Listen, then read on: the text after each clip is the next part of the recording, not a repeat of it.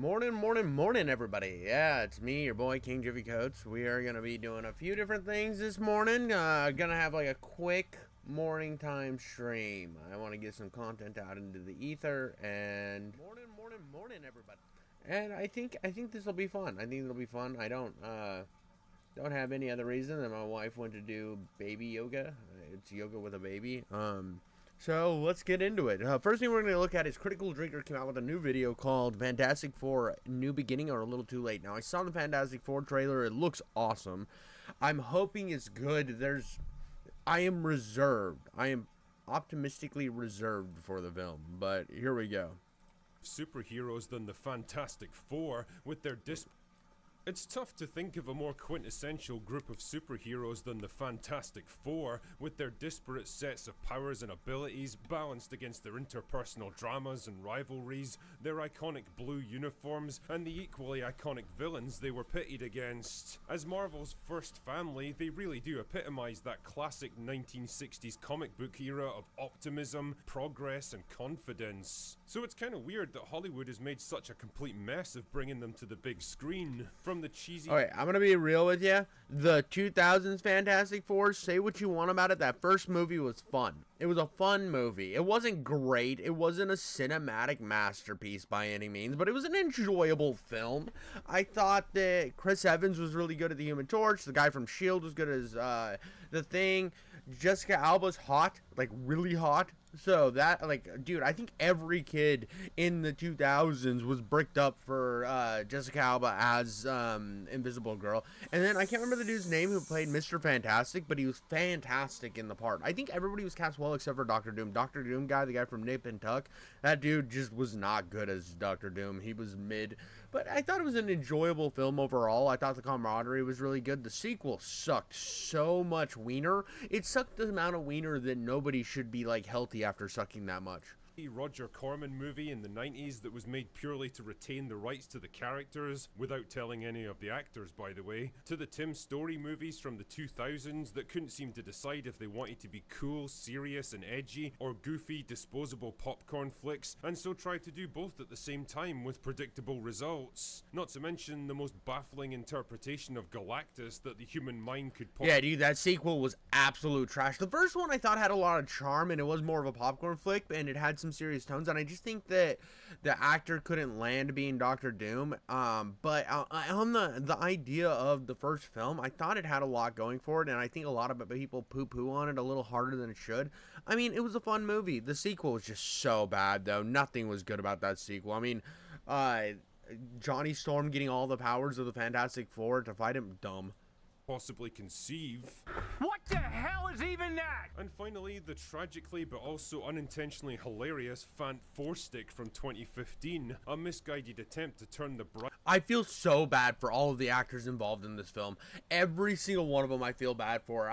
So the backstory on this is kind of funny. The director was like drunk the entire time, never showing up, and all of these actors in this film who played parts for each of the Fantastic Four were actually incredibly good actors. The sad thing is, like, if it wasn't for Michael B. Jordan doing it was Fruitvale Station, which is a really good movie, but Fruitvale Station was the one that really saved him from being, like, losing his career. And then Michael B. Jordan had Whiplash that same year, both kind of independent Sundance style films that really put them on the scene of, oh, these guys can fucking act, and it saved their career, because this is a career ending movie. And if you look at the other two people, they really haven't they've been in stuff, but they haven't been like headliners like they used to be, or like names that you would see them in the movie, but I like them.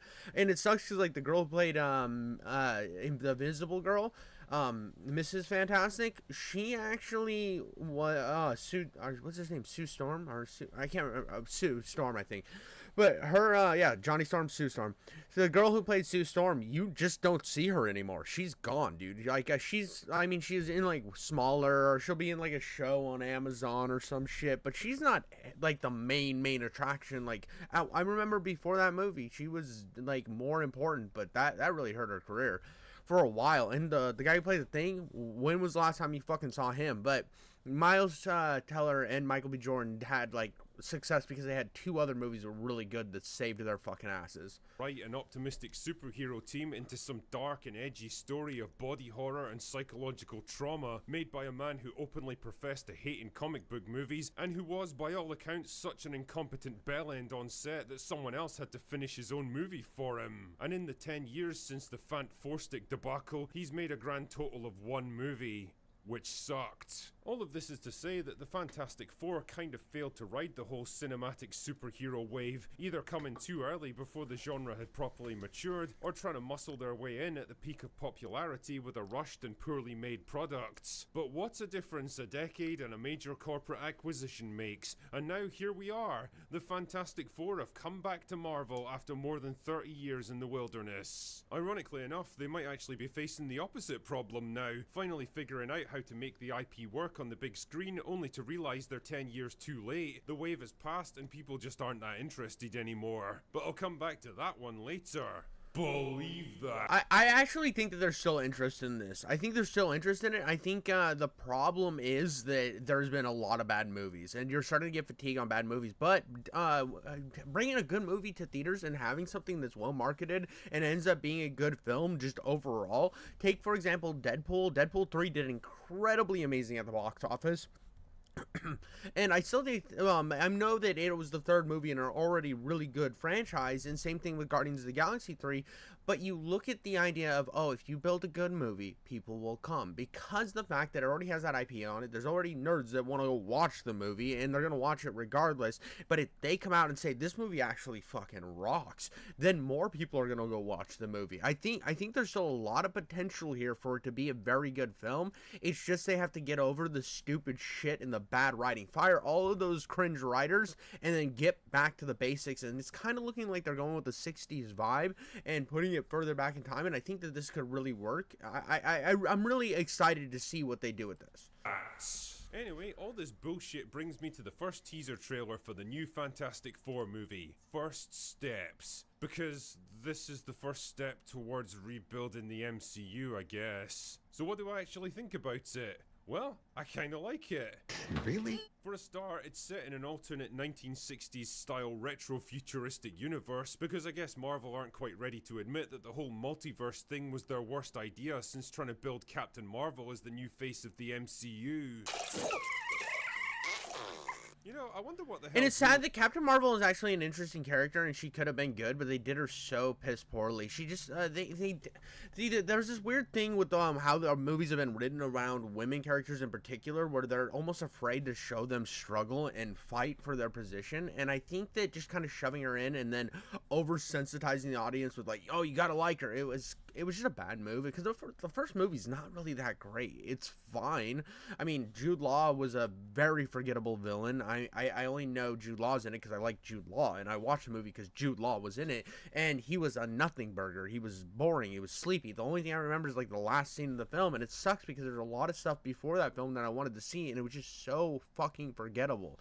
I mean, I'm pretty sure you find out how Nick Fury loses his eye, and it's like a cat or some shit. I can't really even remember, and that sucks because I actually like enjoy Captain Marvel as a character. I mean, she was never the best character, but she was interesting enough, and I think that they could have adapted her a little better, showed her have a little more struggle, but instead they're like, most ultimate power being, no other reasons to question that, just enjoy the film. And I'm like, I don't though. I don't. Give me reasons. Give me more struggle. She didn't seem to struggle. She just kind of fucking, the only person who was getting beat around was Nick Cage or Nick Fury. Larson's even up to these days. Oh, okay. Good luck with that one, Bree. It's Hollywood, baby. But it does allow the film to avoid all the MCU baggage and the expectations and the ridiculously convoluted storylines that have bogged down every major project in recent years. It feels like kind of a fresh start somehow, like the entire IP is going back to its roots, back to a simpler, more innocent and optimistic time before all the bad stuff. And I have to admit, I was liking what I saw. I liked the charmingly earnest, old-fashioned intro to the team. No quippy one-liners that feel like they're desperately trying to emulate mid-2000s Joss Whedon. No gratingly obnoxious girl bosses putting the guys in their place. No sky beams and armies of disposable enemies to fight, and brain-damagingly over-the-top CGI. I like the focus on the fantastic. And you know, I actually didn't mind the CGI in Endgame. I think that like, and I understand there's like over the top CGI, and I think it's worked. So, like Shang Li, or I think it was Shang Li. Whatever the one with the rings was, the Asian one. It was good. I like that movie. Shang-Chi. I enjoyed that film. I thought it was fun, but the CGI does get really bad in that movie. It's been kind of the problem of the MCU is it's like over-the-top CG and then just not knowing what to do and just throwing everything at the wall because they're like, oh, more characters, without going down to the basics of what make characters good. And I think the closest we got was Shang-Chi, and it wasn't even, like, compared to the beginning parts of the MCU, it's not even that good. And that's the problem, is it never went back to the basics of, like, let's build these characters. Or like, oh, we're the MCU, here's another MCU movie. You better enjoy it, because it's an MCU movie. That's enough to carry it. We have this pedigree. Like, check out our pedigree of great movies, and I'll go watch Eternals. And Eternals fucking sucks. So it's one of those things that now they've lost that faith they had that everything they were coming out with was at least competent. Now most of the shit isn't competent, so they got to go back to basics. They got to actually put the work back in to regain the love of the audience. And I think I'm starting to see this is starting to show signs of stuff like, hey, we fucked up. Let's get back to the basics so we can keep this money train moving. Because at the end of the day, they want to make money. And if they keep making flops, the company's not going to do well because of it. I mean, Disney Plus is bleeding subscribers right now. So something has to change at Disney. And I think by going back to basics and stopping with a bunch of like random, fire a bunch of shit writers and then actually get people who are competent at the helm, we'll be in good situation. Fantastic Four is a family unit, even if it does come across as slightly heavy-handed at times. Like I almost expected Vin Diesel to pop up with a bottle of Corona and start toasting La Familia. I like the retro-futuristic technology and the cityscapes and the cars with fins on them. Just like the comics, it's a positive and maybe slightly innocent 1960s vision of what the future might hold for humanity. You know, instead of the horrifying dystopia we actually live in. I like the fact that Marvel seemed to have fully embraced the look and feel of the original comics, from the bright blue outfits to Galactus and his massive fucking head, all the way down to the Thing's character design, rather than trying to reshape them into something cooler and slicker to appeal to modern audiences. And by that, I don't mean modern audiences. I mean people whose only experience with comic book characters with all their weird and wonderful shapes and sizes and outlandish designs is whatever sanitized, toned down, focus-tested corporate sludge that Marvel decided to shit out in recent years. These are By the way, I'm going to say something because I saw Black Panther on screen. I think both Black Panther movies are incredibly good. I liked that the sister took up the mantle. I know a lot of people don't like to hear that because wokeism or whatever. I think she was the logical choice. I know that people are like, well, she just girl bossed into it. And she didn't. She struggled. She fought for the position because she was kind of forced into the position because of her brother's death. And I think that there was a lot good in that movie. Now, the Namor and the whole Namor thing was kind of done a little poorly. I think it wasn't the best part of the movie. But all the stuff around his sister I thought was really good. And, I mean, Chadwick Boseman died. I mean, what are you supposed to do? Just slam some other random jabroni in it? I mean, bring back fucking Michael B. Jordan from the dead to have him be Black Panther after he was a terrorist? I mean, come on, guys. What was the better option? She was the perfect option. And I think a lot of people didn't want her to be that because, like, they were sick of seeing, like, characters being replaced by female characters. But in the terms of the MCU, in that little bubble, I think it would have worked because, like, what can you do inside? Like, what do you do? Recast him? That's so... It just wouldn't work. It wouldn't work. It would feel wrong in a way. I wouldn't have watched the movie on principle that it's like... I would have watched it eventually, but I wouldn't watch it in theaters. It would have been one of those things that it was like Chadwick Boseman was the Black Panther. I couldn't see anybody else in the position, and when he was gone, it was hard for me to even picture anybody else, but I felt like she was the only logical choice. All positive changes. I don't know if any of them will actually carry over to the final movie, but for the time being at least, it does give me some kind of hope that maybe Marvel are learning from past mistakes. Not a great plan. That being said, there are a few minor things about this teaser that jumped out at me, and not in a good way, like when you jump out from a closet wearing a hockey mask while your significant other is passing by at the top of the stairs, and then come up with a completely plausible explanation for why they tripped and fell to their death. first issue is the casting. Sue Storm in the comics is supposed to be in like her mid-20s, and even the Josh Trank version adhered to that. Well, Vanessa Kirby is 38 years old now, and no offense to her, but well, she definitely looks it. I can't say I was exactly loving this dialogue from The Thing either. Like, considering how much time the teaser devotes to it, I kept thinking it was building to some absolutely killer payoff. But nope. I want to add a couple cloves of garlic. Not because it's not delicious, I just want to add a little bit of zip. In fact, I'm not even sure if the movie thinks it's supposed to be funny, or if it's just meant to be some chill slice of life segment. I think it's slice of life. That's what I took from it. I didn't think it was supposed to be funny. I thought it was just like slice of life, showing them.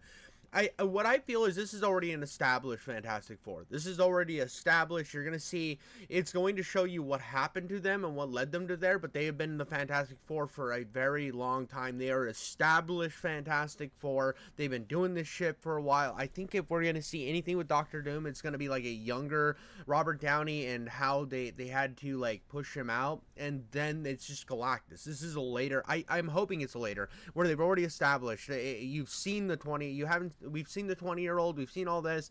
They're just skipping the fucking filler and getting right to the story, and that's what I hope they do. I don't want to see another rebuilding of a superhero group. I want you to put it in the background. I want you to give me some context throughout, like flashbacks or something, and let me get right to the nitty-gritty. For the four. Either way, it felt kind of tedious and didn't really tell me much about anyone involved, and so I kept wondering, why is this even in the trailer? It's become a meme at this point that any new high-profile project seems to have an obligatory role for Pedro Pascal, like he's determined to be in every film and TV production in Hollywood. But like most memes, there's also a grain of truth in there somewhere. I mean, I can't exactly blame the guy for enjoying his success after slogging away for years in minor roles, but well, there's definitely... Bro, let's keep in mind that like 10 years or 15 years ago, this guy's biggest role was being in the, so there's this show called Burn Notice, right? With Bruce Campbell was a side character, like one of the main reoccurring characters in Burn Notice. He was like the funny, goofy guy. And if you don't know who Bruce Campbell is, go watch the Evil Dead movies. I'm sorry, I don't know how else to explain it.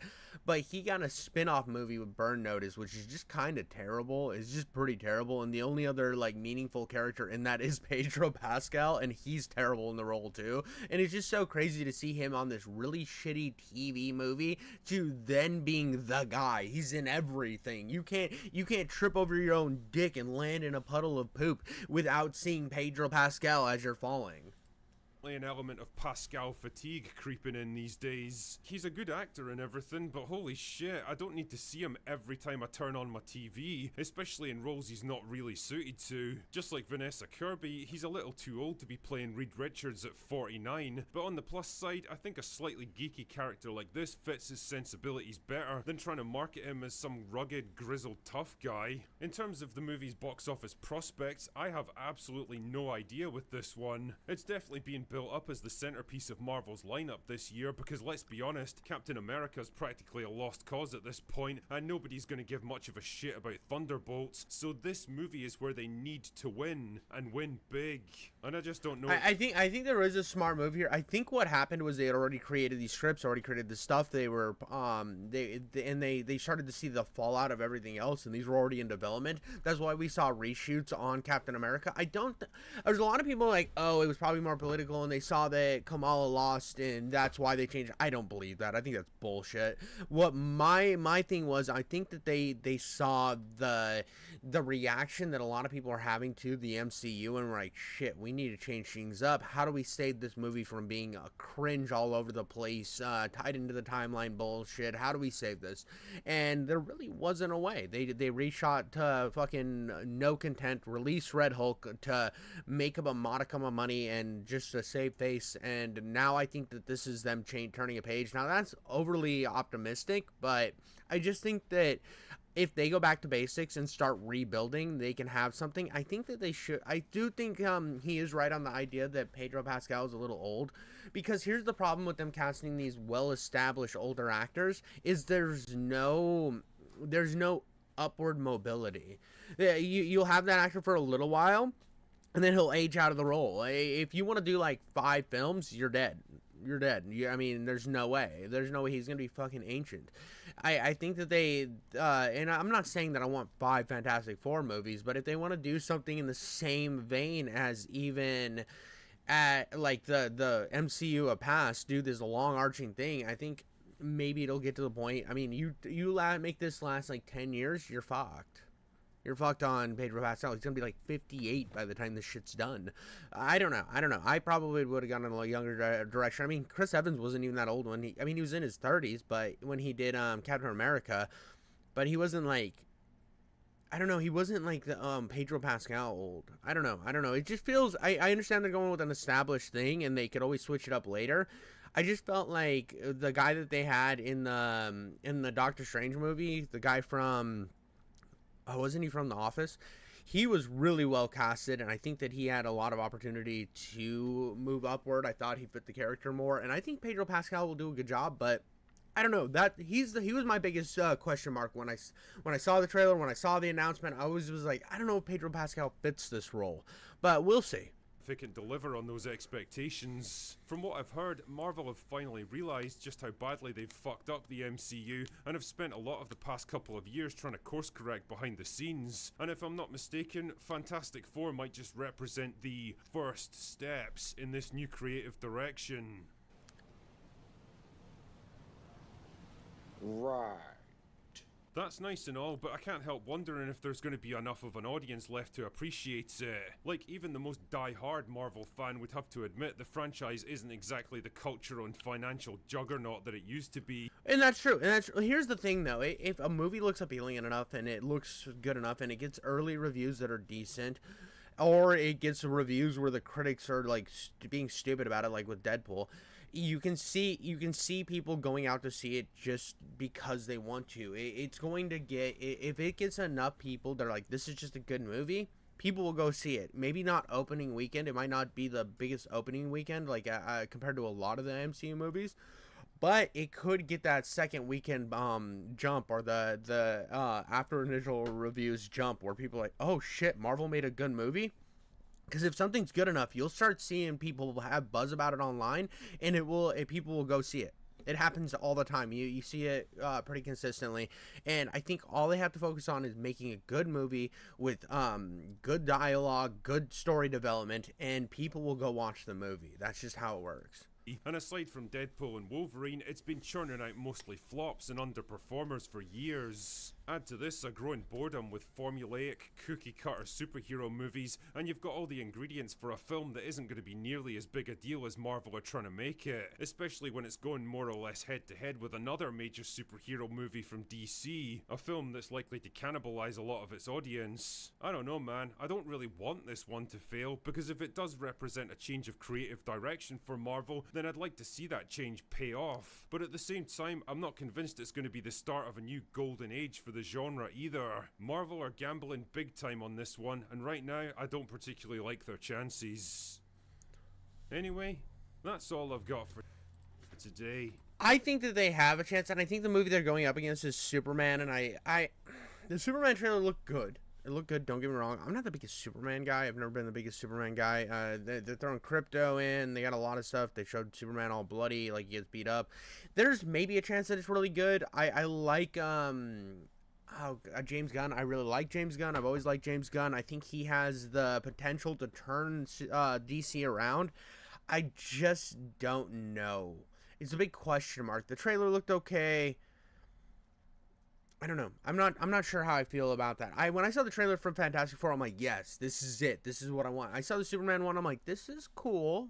This is cool, but I wasn't hyped. The Galactus reveal, everything that was going on in the Fantastic Four one, I'm like, yes. It feels like the comic. Yes, this is it. And I mean, the Superman one feels like the comic, but I don't know. It feels almost like there was a movie that came out called Superman Returns, right?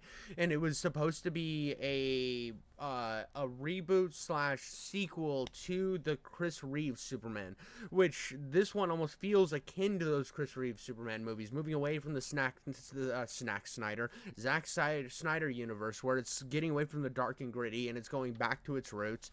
So I see a lot of comparisons between the two. I just think that when it comes to DC. They've tried that in the past and it hasn't worked. So I'm interested to see what they do, but I'm not as interested as Fantastic Four. This looks so promising. We've had good Superman movies. We've only had okay Fantastic Four movies. So I think a lot of people who are fans of the Fantastic Four, which I know there's a lot out there, have wanted this to be a good movie for a very, very long time. And if it ends up being good, I think even if it does does okay at the box office, it will be a movie that fans will stick around and be like, yeah, the MCU might be sucking, but God, was that Fantastic Four movie good. That's all I gotta say on that one, folks. Alright, I saw this video called Crunchyroll was not happy with the responses, and my intrigue was perked. I wanted to ponder on this one. I wanted to ponder and wonder what could possibly going on. What is Crunchyroll not happy with? Sony's big anime streaming service is having trouble with the responses they're getting? That's crazy when they're trying to cannibalize the entire industry.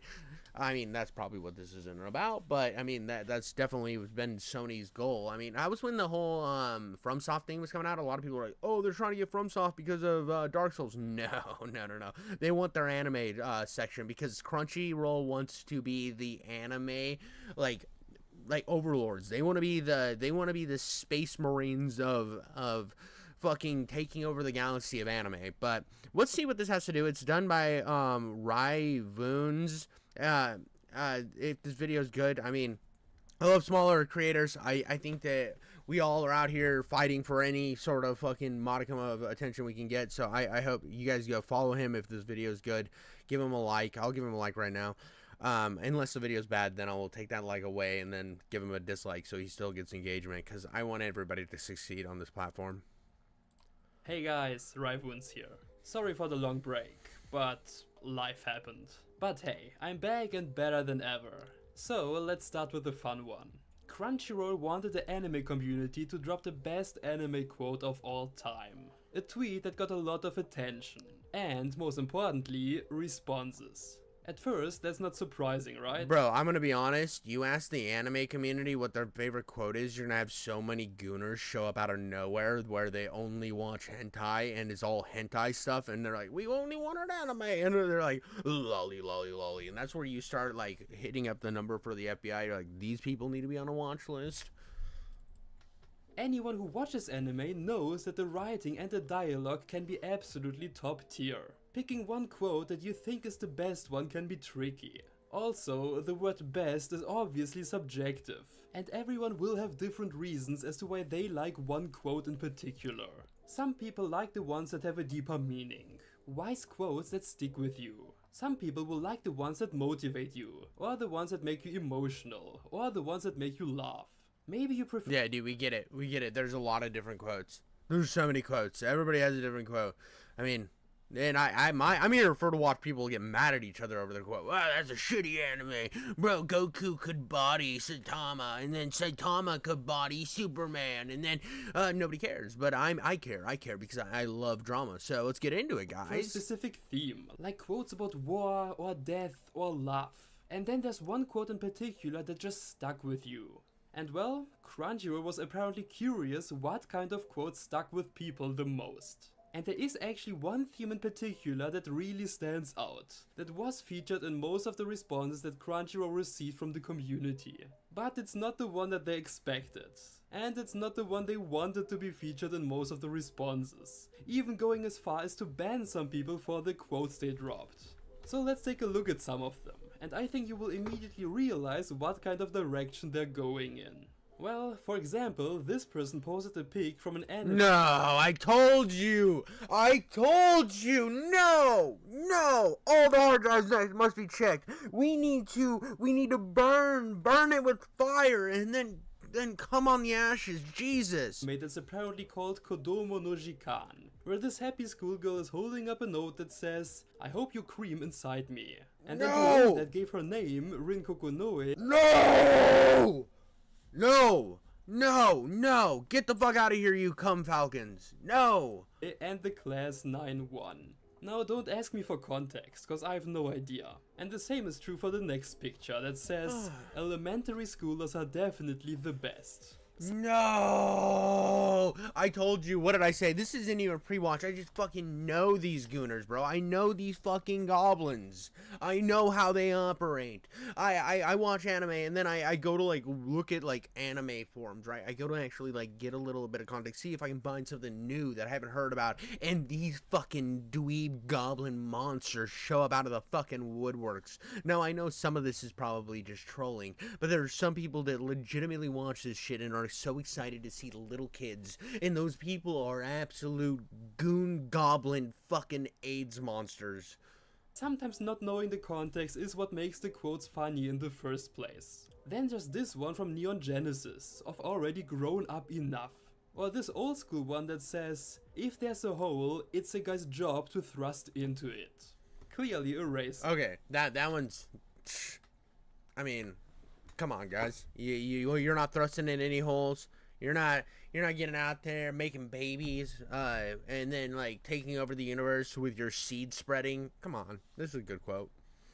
Well, this one actually posted a short clip from an anime that got a lot of attention here. But posting the clip was clearly Oh god, no, burn it with fire. necessary, cause taking just one small excerpt from that glorious speech wouldn't do it justice. I mean, look for yourself.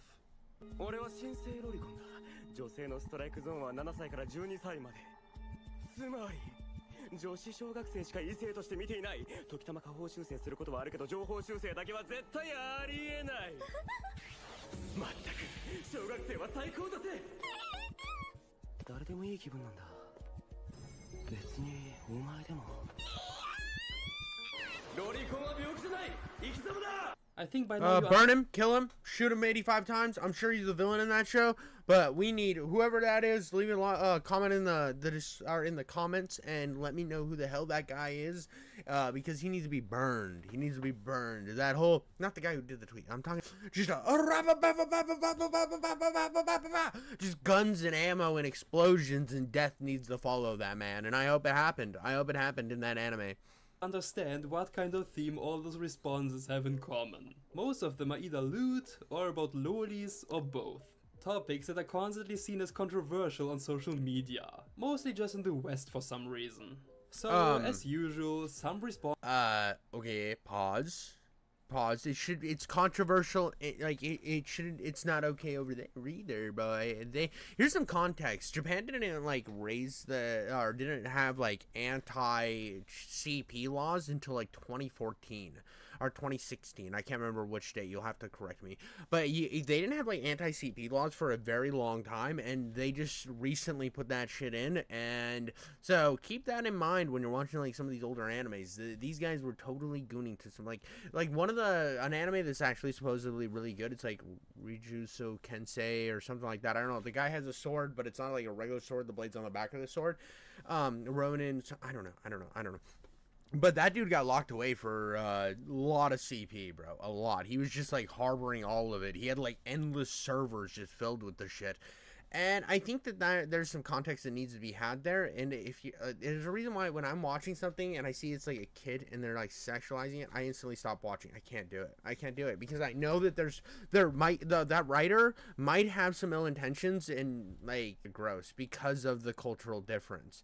I don't think it's okay, and I think that there is a conversation that needs to be had about that. And I see a lot of the anime community get really mad whenever anybody makes that point. They're like, "Oh, it's just a weird Western perspective." I'm like, I'm sorry, dude, but like if you have a character that's like adult or like close to 18, and then they're running around with a 10-year-old that's half naked all the time, you don't see that as gross? You don't see that as weird? I mean, come on, guys. What are we in a fucking...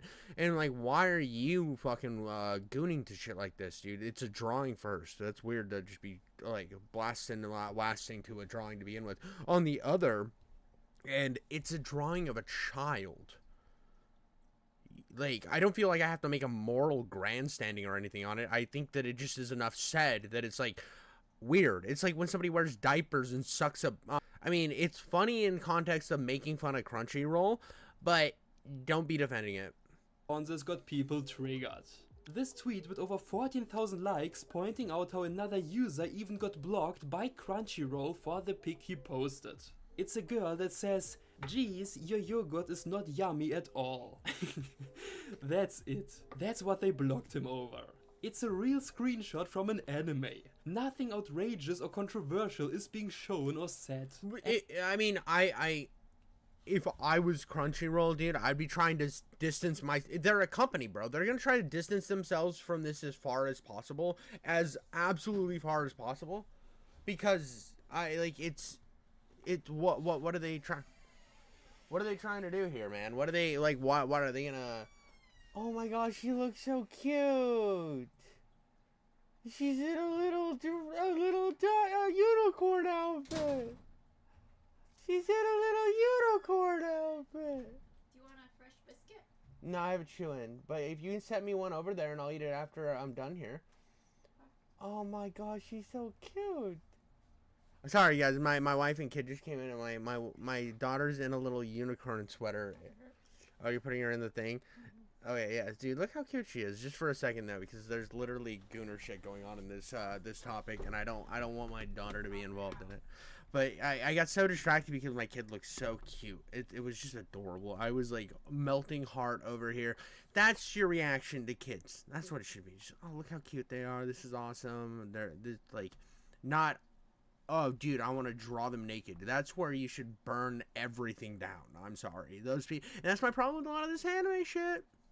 And yet, cause most of the responses went into this lewd direction, they immediately thought that with that context, we must ban him. Even though there's nothing wrong with the image itself or the tweet itself.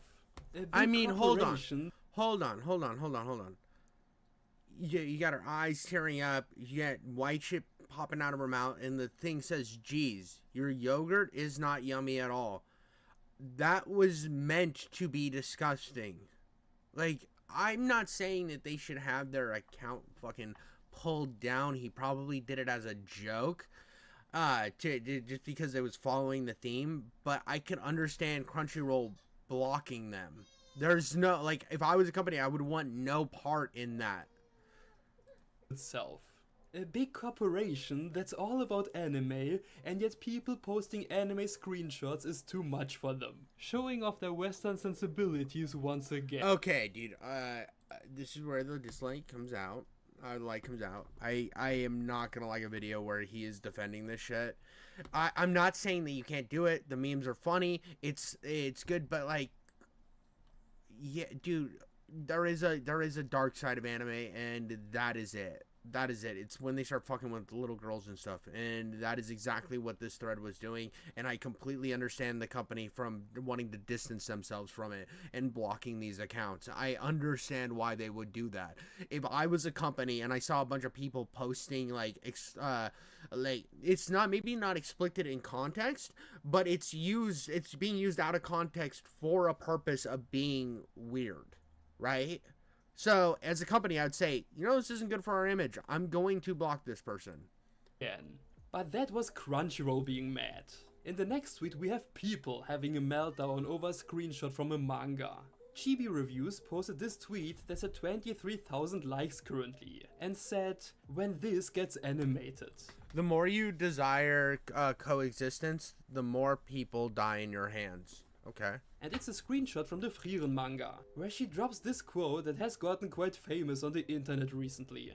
The more you desire coexistence, the more people die by your hands. And you got the usual people being offended by that quote, dropping the usual labels. Far right, Nazi, fascist, whatever. Like this tweet here once again. I'm told this is not fascism. Somehow getting over 4,000 likes on that brain dead response. It's hilarious. I want to know what in context makes that a thing. Like, also, I hate when people like take everything out of context and make it an entire thing. Like, obviously, I kind of did the same thing, but they were doing it with an exact purpose of being lewd, right? They were doing it with the purpose of being lewd, and then being surprised when a company blocks them. Like, I'm not saying they don't have the right to say it. I'm not saying that.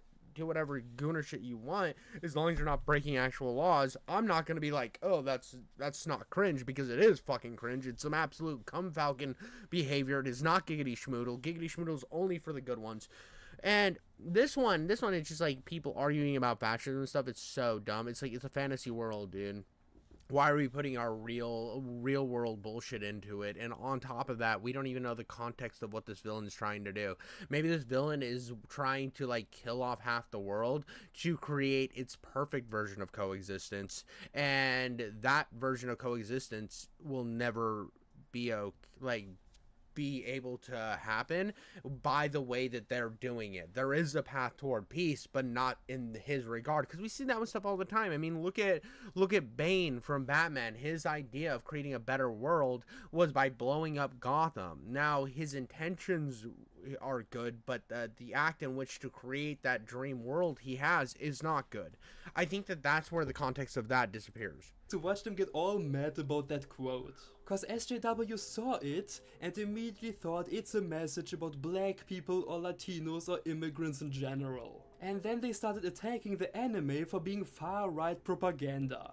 It's funny cause Frieren is talking about demons in the show. Demons are shown and described as objectively evil. It explains. Yeah, I mean, and that's another thing. Maybe the demons want to coexist, but their way of coexisting is actually by taking over, and he's just putting it under the guise of coexistence. See, there's deeper context to be made, and I wholeheartedly agree with his points here. I think that a lot of people will look at some of this stuff out of context, and they'll just instantly make an argument about fascism or try to put American culture on it and make this big fucking like pull in things that are going on topically now when this was written like 10 years ago in another country, and then it's all of a sudden a big deal because, oh well, we have some political stuff going on in the US, so you shouldn't put this out there. Whatever, shut the fuck up, dude. This doesn't matter.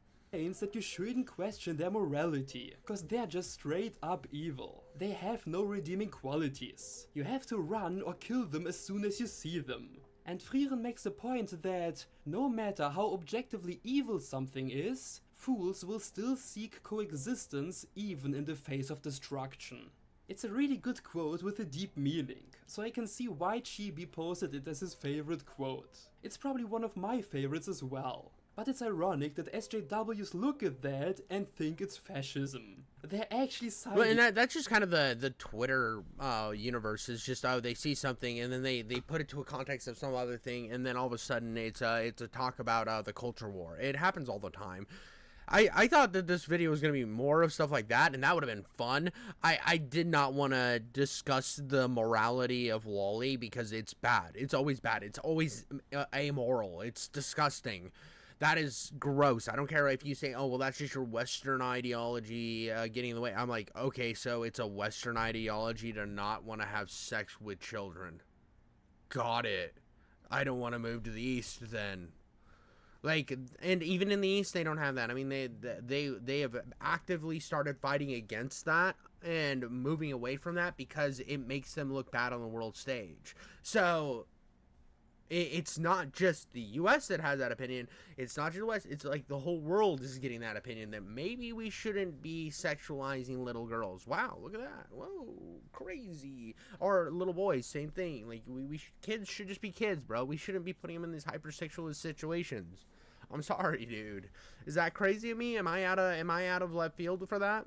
With the demons and defending them. They think they're just misunderstood creatures and that they're capable of good and that they should be allowed to coexist, when it's clearly laid out in the show that that's not the case. But you would have more luck arguing with your body pillow than with those people.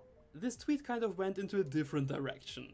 It's one of the few tweets that's not about loot stuff or lolies or both. And there are actually a couple of other good... They're commies. Blow the shit out of them.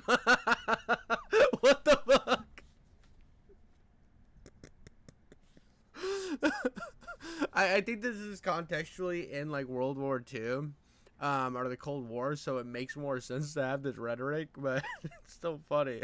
Like, it's like the same thing. Like, here's the thing: like the Russian communists were fucking awful. The USSR were like awful to people. They were a really bad thing. I remember there was a serial killer, right? There was a serial killer that was like killing young boys and young girls. But because there's young boys there as well, they were like, oh, that just means we can round up homosexuals. Finally, we have a reason to go catch all those homos and throw them in the gulag.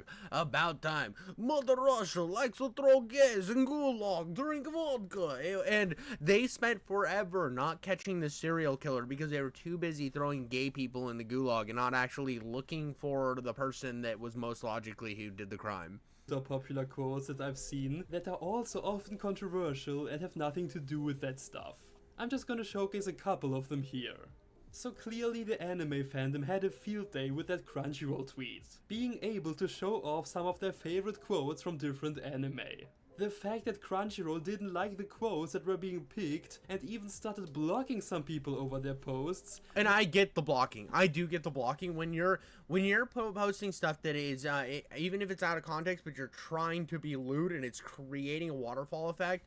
I can understand the company because they're not censoring your free speech. They're just blocking. Like, you can still say it on the platform, but they have every right as an individual to not want to associate with that. Now, I'm not big on blocking people. I don't block anybody. I've kind of ran into this situation before where maybe I should block people or whatever, but then I hold back because I'm like, yeah, dude, I stand for free speech, and I'm personally always trying to find out where the line is for me. Where is the line where I believe, like, is it my Discord? Should I be more strict on my Discord? And if somebody's being, like, honestly spamming and stuff, should I then block them in my chat? Where are my lines? And I'm always I'm fighting with this, right? I'm always fighting with this internally because I do firmly believe in free speech, but I do think I think that I'm never going to stand on the thing, like, I might have that internal thing where I'm not blocking, but I'm not going to tell everybody else they can't block people. I think that is your right. You're not censoring their speech. You just are not wanting to be a part of it. You're taking yourself out of the equation. I think as a company, the best thing to do when people are putting this stuff that could be traced back to you and you take no action, somebody might get a hair up their ass and decide, remember when Crunchyroll posted this, and then just allowed the community to do this and then try to make it their fault. Because you see this happen with creators all the time where, oh, they didn't ban these people from their chat fast enough. It's like, dude, these guys are posting, like, pictures of, like, girls with, like, white shit on their face that look like they're 9. Like, you're not gonna block them? Like, they're gonna... there's always these groups that are gonna take something like this and make it the company's fault. Like, they're supposed to police their community, so they went and policed it before it could be an issue, and now nobody can say they didn't. That was a smart move as a company. It's like the same thing as somebody came into my chat and just used the N-word. I'm going to ban them because of the fact that I have to distance myself from that type of rhetoric, right? Even though I vehemently agree with free speech, I still know that they can fall down and then put my entire channel at risk. You get what I'm saying? Makes this whole thing even funnier. But let me know what you think about all of that in the comments, and what your favorite anime quote is. Drop a comment, a like, and subscribe to the channel. And other than that, have a great day, and I'll see you in the next one. Take care. I mean, it's not a bad video. I think he did a good job. I'll give him a like, whatever, but I think this is too sexual. They clearly haven't seen any perfume commercial. Okay, I haven't seen a perfume commercial that puts a child, like, revealing themselves with, like, fucking yogurt all over their face to make it look like cum. I'm sorry, I haven't seen that. Maybe I'm not watching the right fucking channel to get that commercial, but come on, dude. I mean, there's a different, and this is something I see as an argument, and I see it as a straw man, as it's like, oh, well, these perfume commercials have some lady that's half naked, and that's sexualizing her. I'm like, yeah, but she's not a kid, dude. Like, I think that there's a line where you should draw, where it's like, okay, this is a fucking, like, drawn to look like a 9-year-old, and they're sexually explicit, right? When there's no reason for it. There's no reason for it at all. And it's like, when they're adults, I mean, even if you go like, okay, well, they're 16. I know a lot of places it's 16, whatever. You got that 16 jump, right? You kind of get that same. I could see the argument then, but this isn't about people that look like they're already adults. Or a lot of times these are people that look like fucking kids, dude. That's the distinction. It's not like, oh, they're a highly sexualized 18-year-old. Okay, they're an adult. Who cares? Who gives a fuck? Like, nobody. But where the problem is when it comes to these really, really, like, child-looking people. and it's not contextualized at all that they're not supposed to be a child. It's not like, oh well, she's just short with small tits, but she's 20, right? It's not contextualized like that. It's always like, oh, I'm 12 and I'm wearing a G-string. And it's like, fucking burn it with fire. I'm sorry, dude. Burn it with fire. I mean, if they think this was offensive, don't show them other Japanese commercials. And I mean, if Japanese food wars are more erotic than this, it makes me hungry. All anime food looks amazing. But here's the thing: I think the characters of Food Wars are at least like supposed to be like adults. I haven't watched Food Wars though. I have no idea. My sister, I think, watches Food Wars, so I can't really tell you on what the perspective there is. I do think there is a weird thing where they want to make everything child focused, and there's no real reason for it.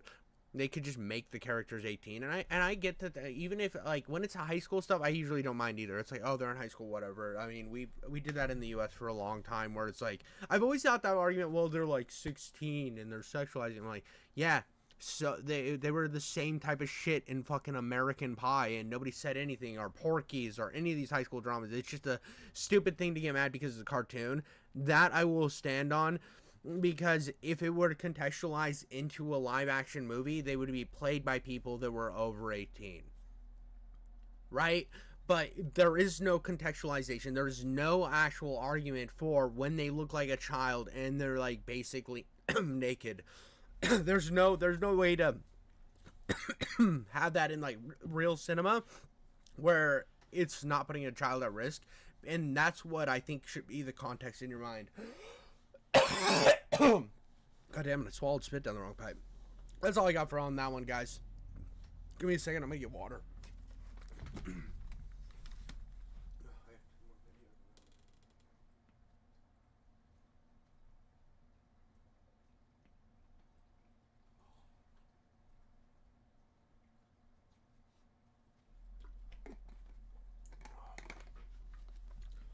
Oh. Almost died there, boys and girls. I was like so close to death. It was getting bad, bro. It was getting bad. I was in trouble. I was in dire straits. It was getting ugly. But we got another one to go into. All right, here we go. This is another Flash Gets. I love Flash Gets. I think we all know I love Flash Gets. I also, this is called Weeb on Titan, and I'm not the biggest Attack on Titan fan. I like Attack on Titan. I never finished Attack on Titan. I think I have like the last, whatever the ending is. I haven't gotten to the very ending. I saw when he was like ribs crawling across the world, and I'm like, okay. He got so insufferable as a main character, and he went on I'm the evil guy arc, and I was like, okay, we're doing this. This is just like Death Note, but with I don't know. I just wasn't vibing with it. I didn't like where it was going. So I decided to outski 9000 and go on to another anime. But I did like the early parts of Attack on Titan. But I want to see what they do with this here. Flash Kids! We are the last of humanity to fall. But the weebs grow bolder every day, spreading their virus, trying to turn us... Bro, these are all lolly enjoyers. That's what people are afraid of. These weeb lolly enjoyers are trying to break down the wall. We need to fight them with everything we have. Them. But we're totally cool and hate anime, so good luck. So, you boys excited to watch Training Day at my house later? Naruto. Dude, this is your typical Naruto fan. Naruto is the worst show ever made. So you're telling me, Training Day today, Nutty Professor tomorrow? Demon Slayer. Yeah, we'll be sure to check it out. Thanks. It's good. Thank you. Japan has a lot to answer for. What could possibly do this to a person? Oh no. Bro, look at them tits, bro. Massive, goony monsters. Oh my god. What the hell is that? It's beautiful. Fall back to the second wall! I love that that face works so perfect with Attack on Titan. It's actually just, it's so perfect. Because they're all walking around with the stupid fucking faces because they're brain dead. And it's got the brain dead thought weeb girl. Oh, dude, this is your typical Twitch, your Twitch VTuber right here. What are you doing? Rise!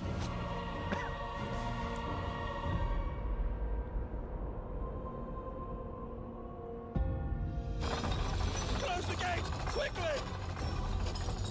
Wait! I mean, if you had your head ripped off by a giant fucking big tit woman, would you be... I mean, it would suck because you would die. But, I mean, that'd be a good way to go, I'd have to say. Out of all the ways to die, like, you got, like, heart attack.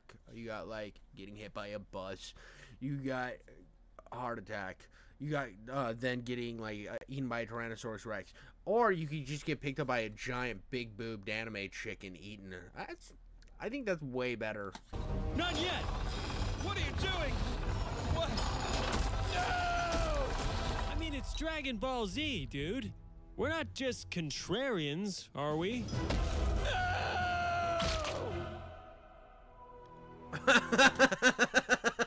I mean, let's be fair, dude. Everybody watched Dragon Ball Z. It was like Yu-Gi-Oh! And Pokemon. Those are, and then the fucking garbage trash show Naruto that anybody who watched that has a brain cell missing. But I mean, you got a bunch of those that are not like. There's a reason why when I started watching it again, I like started with like Dragon Ball Z, and then I went to One Piece, and so on and so forth. But Dragon Ball Z is like a jumping point for most people.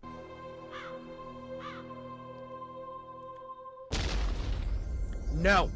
This show's trash. I hate JoJo's Bizarre Adventure. The first couple seasons, fine. I think it was like 1 through 3. Then it just starts getting way too wild, and I just stopped caring. It gets like, it's not that it gets like too wild for me. It got boring to me. I just started finding it uninteresting around season 4. Well, that's gay. Who the hell would like that?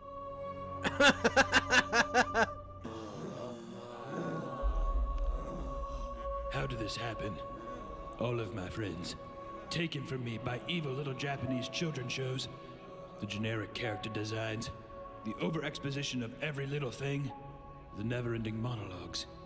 How are they so blind? And now here I am, all alone. I'm the last one standing.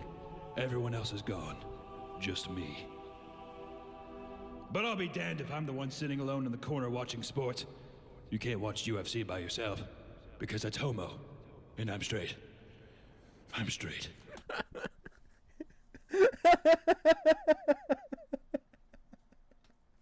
You can't watch two men oil up and wrestle in a ring and still be straight by yourself? What are we talking about here? I don't need to watch some... I'll just watch gay porn instead. That sounds way better than watching this. What are we talking about here?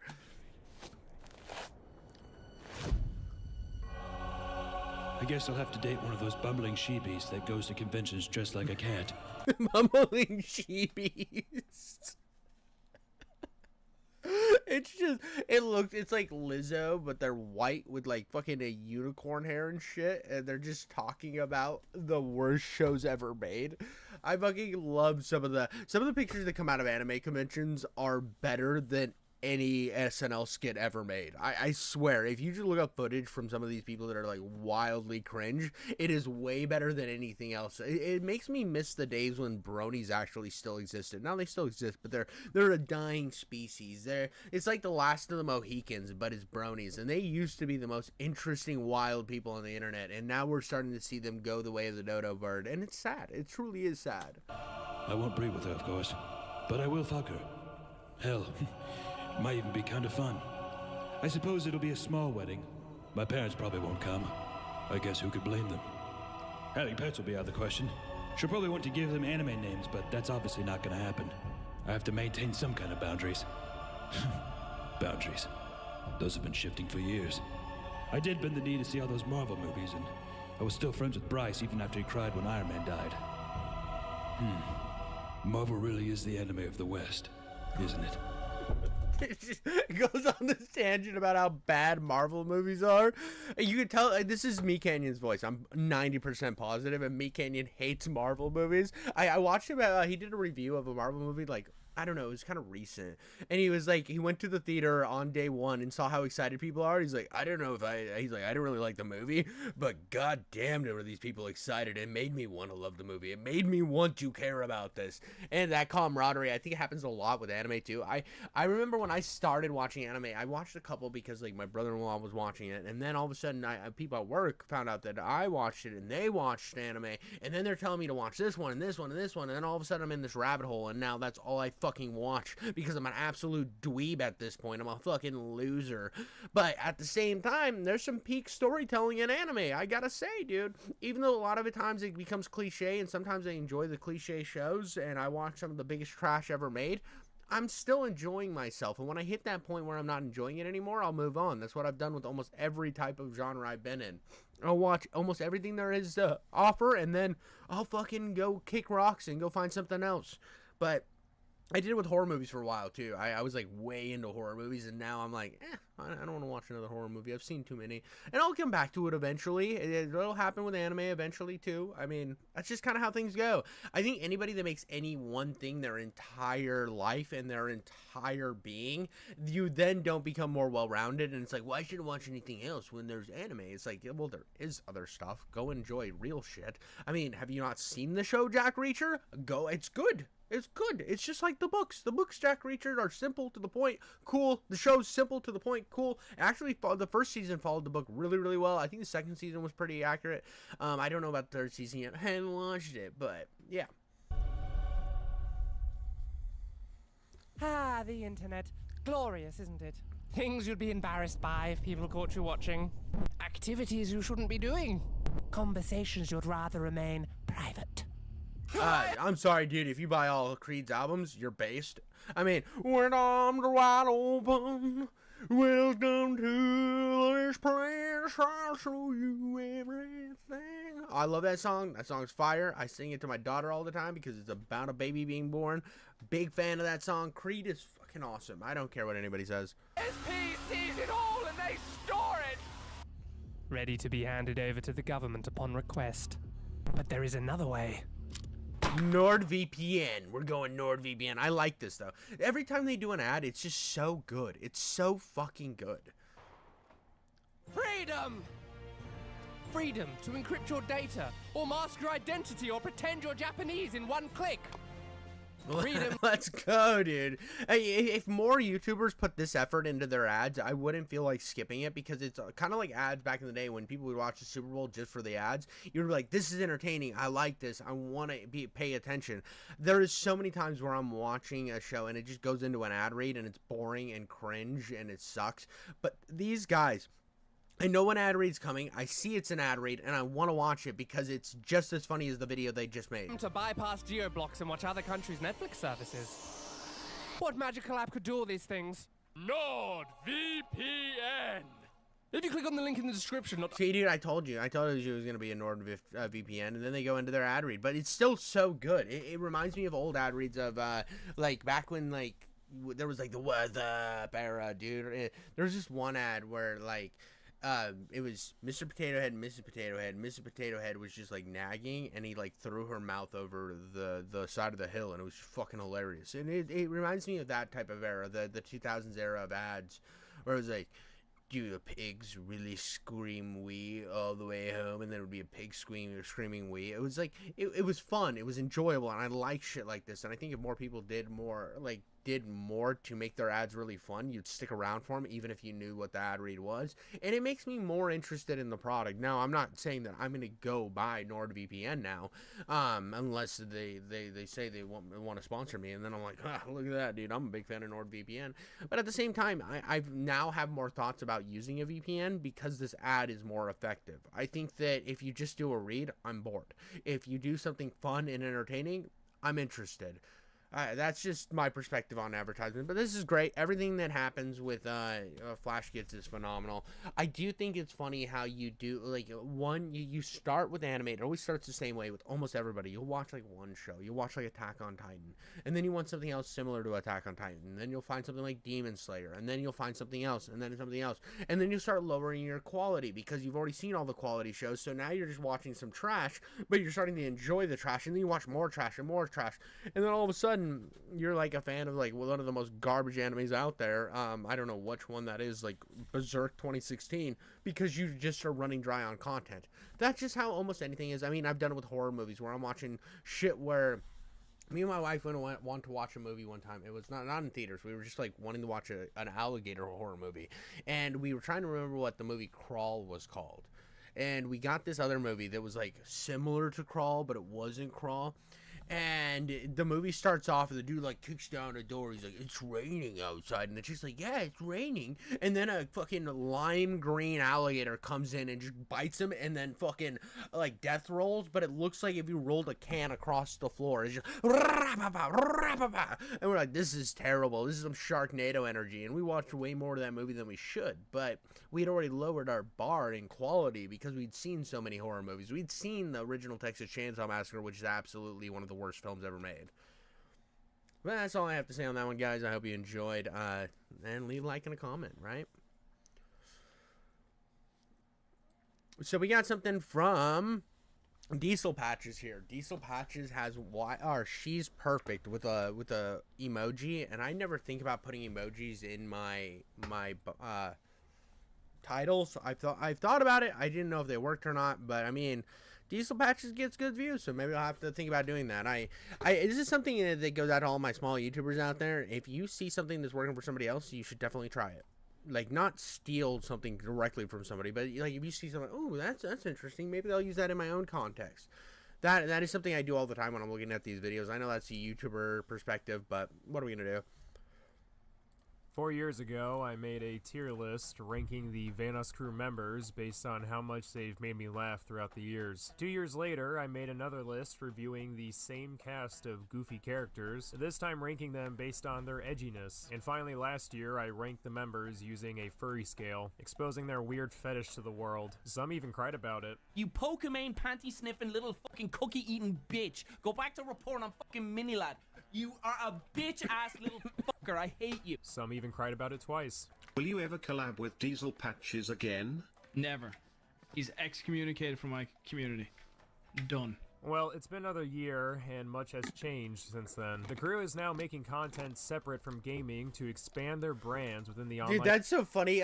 There's this thing, like, it's like where people get way too caught up in this internet stuff. It's like, dude, one day I'm gonna see a video where somebody ultimately takes me down, and they're just upset with me, or they're just using me in a sarcastic environment, something like Diesel Patches would do. I'm gonna watch the video, and whether I like it or, like, I like what they said about me or not, I'm gonna laugh about it and move on with my day. It's the same thing what happens. I get destroyed in the comments all the time in my videos, and I just keep moving on. I keep chugging along. I don't care how many times you have to tell me, oh, dude, 500 videos and only 600 and blah, blah, blah subscribers, and looks like you're fucking up. It's like, dude, you watched my video and commented. That's all I care about. That's all I care about. That is a win for me at the end of the day, no matter what. It's like, I could have, like, endless, fans of a certain guy I talk about just hate me because I reacted to some content taking them down, and I don't care. I don't care. I'm having fun with this shit, and that's what everybody should do, is just have fun. I think some people on the internet take this shit way too seriously, when at the end of the day, once you unplug, it does not matter. World. Another major change is that the Vanoss crew even added a girl gamer. Back in my day, if a woman so much as touched... Dude, what you did was you take their console, smash it on the front lawn, and then tell them to get back in the fucking kitchen. Get back in the kitchen where you belong, woman. You are not a real gamer. Xbox controller, she would be thrown off a 4-story building. But thankfully, we live in a more progressive time. We've ranked the Vanoss crew on their video game content, how edgy they are, and who's the biggest furry. So today, we're now going to rank them based on contents they do outside of video games. Because Pasta is a new member, I will be judging her separately based on her interactions with the crew members and her own content. At the top of the tier list, I've got top tier side hustle, only for those who produce banger content outside of gaming with the crew. And next we have digestible side hustle. It's nothing new or unique, but it's serviceable content. At the bottom we have delete your second channel and main channel, meaning the side hustle is so bad that you need to wipe yourself out of existence. Good thing I only have the one channel, so when people see my side hustle on my main channel, which are these videos, and they're like, delete your channel, I'm like, oh no. Okay, I'm gonna move on with my day. My side hustle isn't paying off dividends. I guess I'll go back to the game reviews, which I will do whatever I want on my channel because I'm a fucking king god lord. I'm King Jivy Coats. I put my penis on your forehead and you say yesy yesy massa. Completely. All right, let's begin.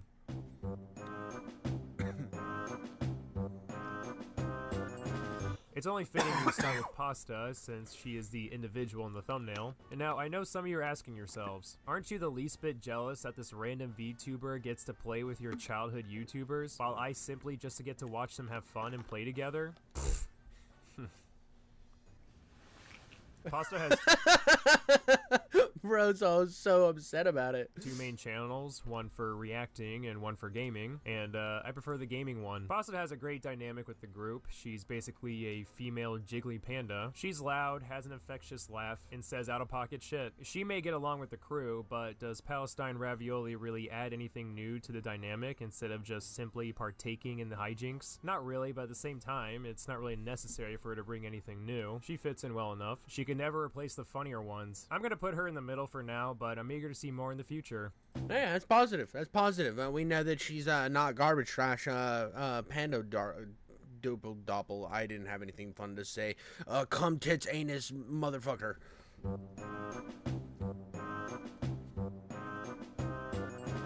Outside of gaming, Vanoss has recently tried to launch a music career by uploading on his new channel, Evan Fong. He currently has one song out called Spawn, which I'm a fan of because it gives me Gorillaz and Joji vibes. The song itself is pretty good, but the editing and the cinematography of the music video was next level, capturing that nostalgic skater feeling while combining it with a modern look makes for good eye candy. However, we do have to consider the alpha betas tax, which... yeah, I know this isn't 100% Evan's fault, seeing how other crew members were involved and Evan's ideas were blocked by creativity police, but I'm still including it a part of Evan's legacy. I did a review of the first episode of Alpha Betas a while back, and while I don't think it's terrible by any means, it is kind of just standard adult animation TV, pretty juvenile at some point. Oh, dude, this is gonna bury him. It's not delete your channel, but he's hitting that middle tier, dude. He's not making it. He's not making it into the God Hustle. He's making it into the Smiggly Biggly Borkland, all because he decided to be a part of like what I hate this art style too. This is such a brain rot art style that is taken over. I mean, we have like 50 shows. You got that there's like Grimton Town or something. You got fucking, I don't know, that one with Amy Schumer. You got the Lower Decks. You got everything's using this animation style, and I don't hate it. It's just everywhere. It's one of those that I see and I'm like, ugh. Fucking kill me now, dude. Points. Even so, I would put Evan's secondary content at the top. Even if Alpha Betas wasn't a huge success, there were some decent moments from the show, and I look forward to seeing more. Yeah, I guess it rose above. He must not like that, dislike that animation style as much as I do. I didn't think it was bad in the first couple things I saw of it. Like I think Rick and Morty kind of has that same style, and I like Rick and Morty, but almost everything is fucking doing that style, and it's so annoying, dude. It's like, there's a million different ways to make things look a certain way, and you're just picking the same shit because something was popular from it. From Evan's music career.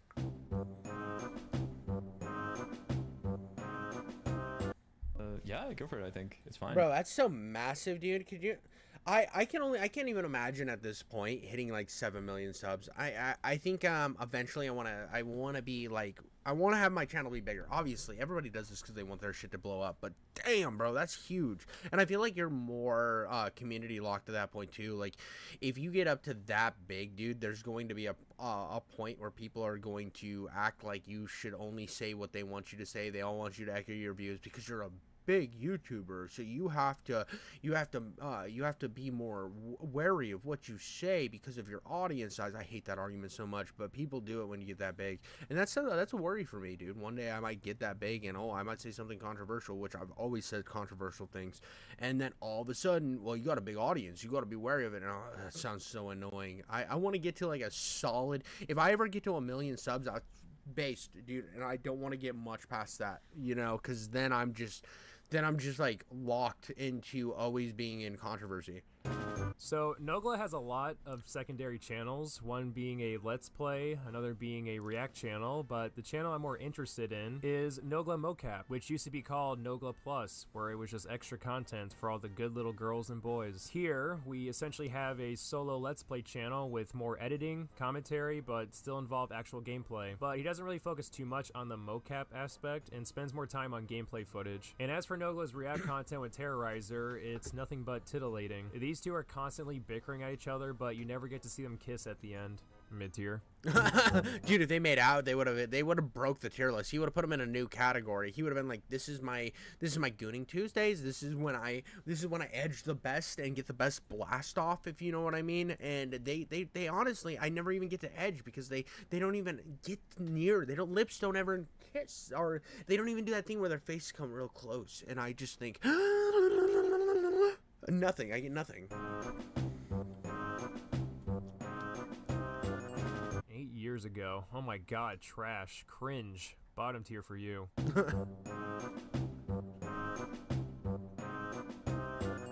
Wildcat has two channels that I enjoy watching. One focuses on Tyler expanding his content to tier lists, online tests, and retro gaming. On the other channel, he touches grass, which is very rare for gamers. Even though it's fun watching Tyler recreating games in real life, I'm also just as entertained by simple tier list videos, where he reviews such topics such as Call of Duty games or fast food restaurants. Even if his takes are absolute dog shit, he still captures my attention. And my only complaint is that all of his recent— Yo, if you guys ever want to see me do a tier list, let me know in the comments below. I would do a tier list. I know that you can just make tier lists and do the things, make it happen. And I've always thought it would be fun to do like tier lists of different things, and I thought it would be something to add to the channel. I just don't know if people want me to do it or not.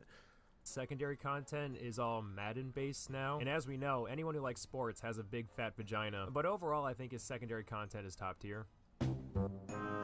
Retard Gaming, let's go. I love that name. That is such a good name. And see, and he's at that nice sweet spot where you'll get into controversies here and then, but you're just kind of gonna always be slightly controversial because of your name, so you're allowed to get away with more stuff. I think there's a huge issue where you start like pandering, and then all of a sudden you're locked into, oh well, I gotta be careful all the time. This guy was just like, fuck it, full send, nipples to the wind, baby. As we all know, Brian is extremely unfunny, uploads horrendous content, worst gamer of the group, smells like smeared monkey feces, and just overall low IQ. But, I will say, outside of his gaming content, his side hustle isn't that bad. He reacts to videos with Nogla sometimes, but we're here to judge his reactions alone, and not be carried by the funniest guy in the room. Terrorizer has my favorite intro jingle out of all the Vanoss crew members. So simple, but yet enticing. I also have to give Brian this. He certainly does branch out when it comes to other forms of content outside of gaming. It's not just reaction videos, but he also does story times, mukbangs, and Pokemon unboxing videos, which are just as intriguing as commentary YouTuber unboxing videos. Dude, I'm not gonna lie. Ever since I got into, I started like getting just into the feed of Short Pocket Monster, I think is what it's called. The guy who does the, should I open it or should I keep it sealed? Dude, I've been watching way more Pokemon content. I don't even fucking like Pokemon. It's like my least favorite. I mean, the only time I ever got into Pokemon was when Pokemon Go was out and I was walking a lot to like college, and I was just constantly playing Pokemon Go, and it was like, oh, I just want to catch Pikachus and turn them into Raichus. I think it's Raichu that's the next one. I don't know. But I was just like obsessed with catching Pikachus because that was the only Pokemon I actually fucking knowed. And like Geodude, I knew him because he was like the rock monster, and then Diglett because of the meme. He's like, I'm Diglett. There was like 3 Pokemon I actually knew, a Charizard, but now I know like a ton more just because I've been watching Deep Pocket Monster, and I didn't never even really watch that much Pokemon, but I'm fucking obsessed, dude. I see somebody open a card pack on my shorts, I'm instantly locked in, dude. Like they're giant, big, perfectly nippled tits, dude. I just can't get enough. Everyone, what's up? I'm going to be unboxing something that I've never had before, but it's the best of all boxing. It's not a box. It's not a box. Oh, that is delicious. I finally own Diesel patches. Anyways, Brian is a shitty gamer, but I'm a pretty big fan of his content overall. Dude, I'm not gonna lie, when I saw the name Retard Gaming, I was like, he's top tier. Top tier. I mean, just that name alone is powerful enough. It renders in big dick energy even if you have a micro penis. Big Jiggly Panda. Here we have Big Jiggly, someone who is responsible for making thousands of people laugh while also... What? How did he end up in Delete Your Channel? How did he fucking go from top tier to Delete Your Channel? Hearing loss. Anthony definitely has the personality for an online entertainer. He will occasionally still game with the boys, but has recently shifted his content into React videos. Honestly, to me, React videos work best when it's a duo, and Anthony understands this. Occasionally, he'll have guests like 407 or Wildcat with him to form some witty banter. Personally, it's nothing special. It's alright. It's not void of jokes and charisma, but I wouldn't say it's unique or stands out. Actually, I lied. Anthony's transitions to sponsorships are A tier. Overall, though, I'll have to put him in the middle. That seemed pretty funny. It was big dick energy because he had like a tube sock stuffed in his underwear.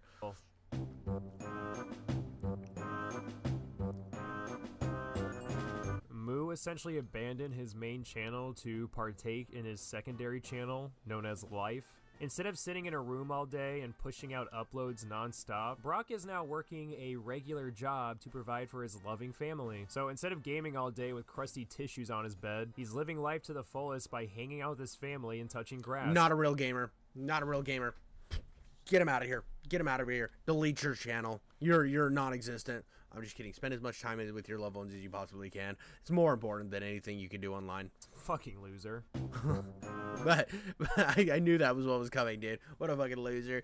But yeah, dude, here's the thing. You need to find a good work-life balance, and that's something. I struggle with it all the time. I mean, even right now, I'm going to do this for a little bit longer, and then I'm going to be off stream, and then I'm going to fucking just squirt these out into the algorithm with my micro penis juices, and then eventually I will get dividends, and I will become uber famous. Probably not, but it's all about, like, eventually I will not have to work a full-time job and be able to do this and create this as a full-time job, which in my mind I can spend more time spending time with my family, and that's my overall goal, is to be able to like family max and then also YouTube max and then make monies. That's my scheme, if I can make it work. Who knows if it happens? Probably not, but it's a dream, baby. It's a dream to be an entertainer online, to be able to just shake my shit for the right crowd.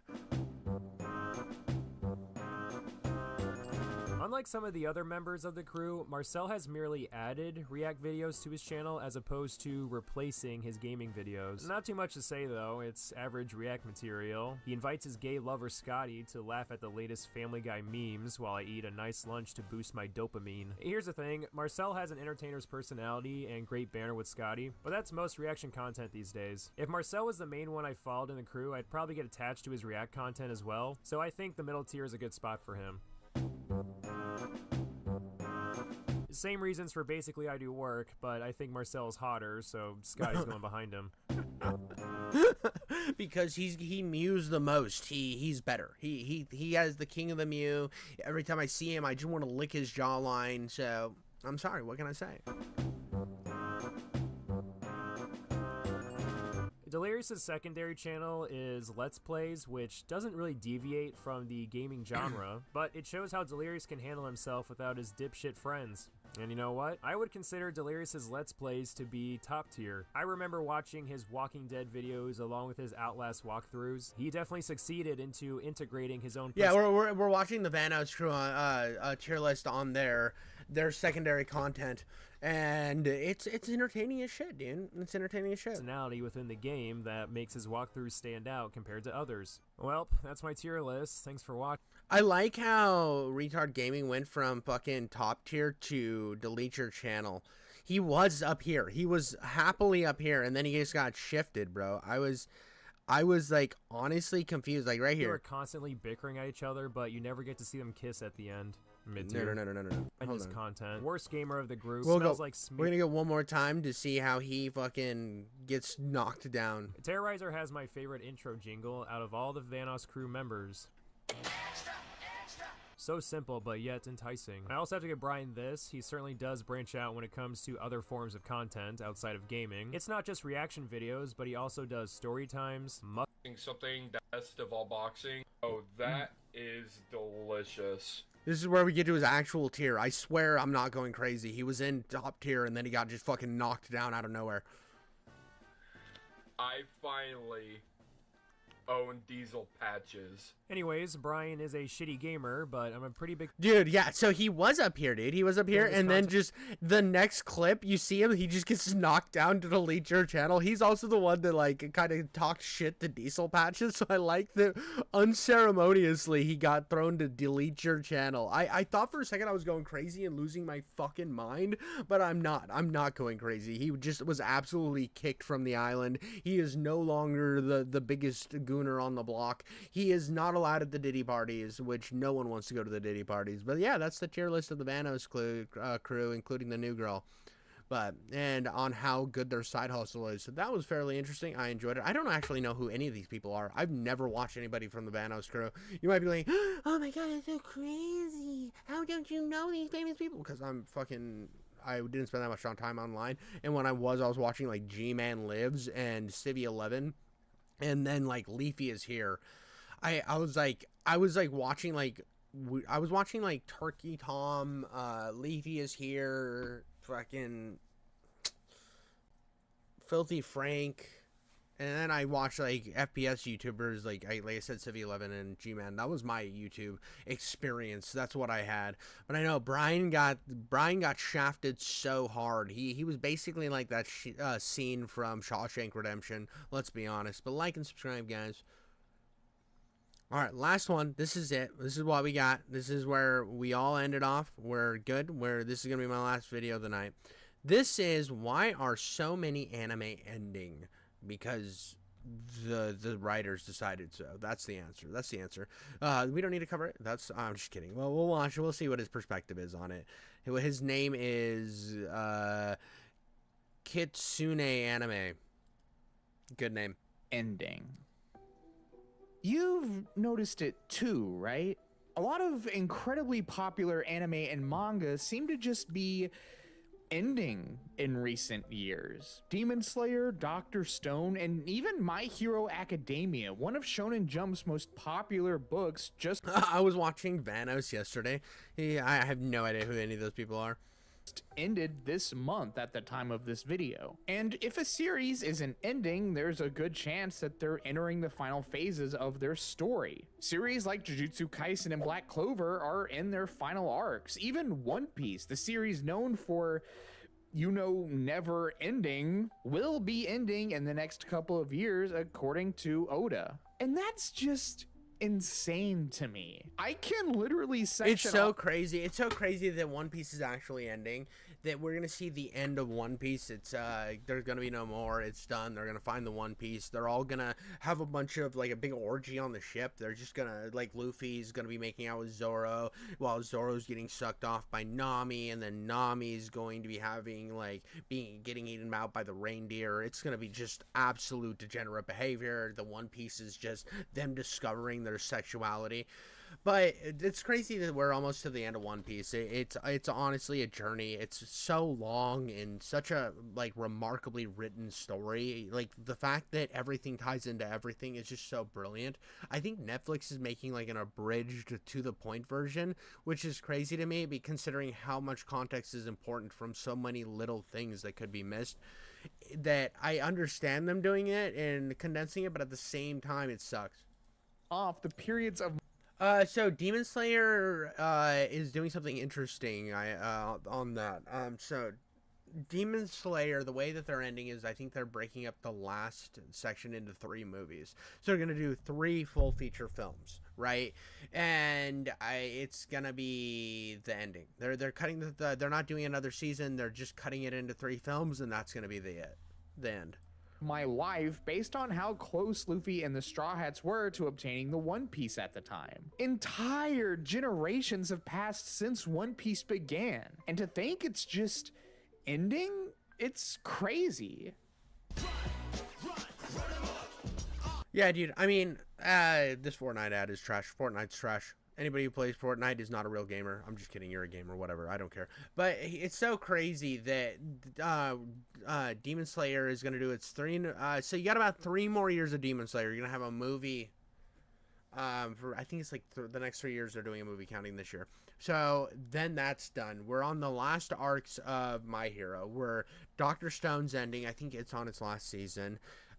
There's more that are ending too. It's not just Black Clover. I think there's a lot more ending. I mean, Jujutsu Kaisen's almost done, and this is kind of crazy because there's nothing coming out from Shonen Jump. I mean, this is like a crucial impasse point, and I think the good about this is if there is a lull in industry, they will go back to some of these older maybe mangas that didn't get as much love and maybe bring them back. Now that's just some copium from me hoping that we finally get a good Berserk anime. I have to ask again, why are so Chainsaw Man's ending too. Chainsaw Man's ending as well.